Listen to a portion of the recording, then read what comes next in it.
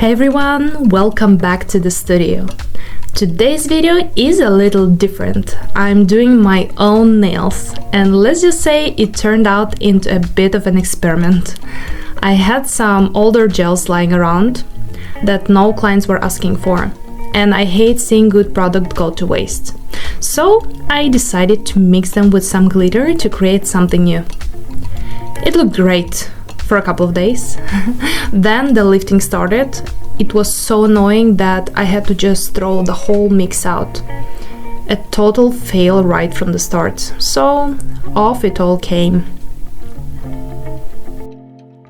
After removing everything, I started fresh with my prep.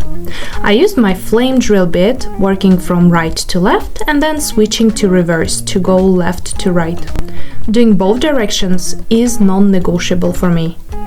It's the only way to be absolutely sure every bit of the nail plate is prepped for maximum adhesion. You skip that and you're asking for lifting.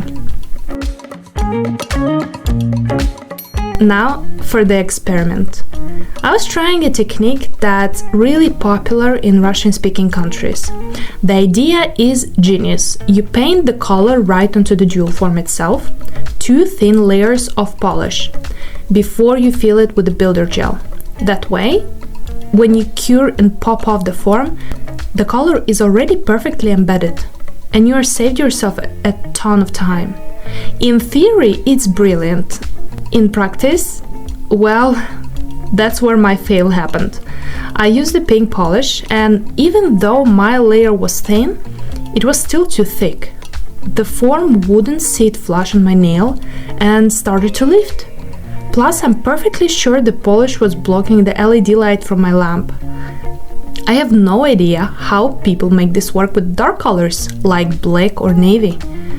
But I was committed. I filled the forms with a transparent gel I trust completely. And a quick tip, always test your gels.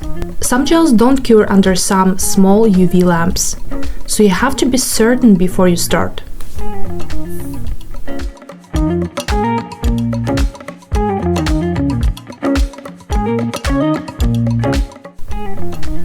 I applied them at a perfect 45-degree angle, pressed down, and the sides looked sealed. I thought, well, yeah, it's working. And then I turned my hand over, and the entire form was hollow. The gel hadn't touched the nail at all. It was a complete disaster. And I was so frustrated, just threw all the forms away. I didn't even want to clean them. And it was time for plan C.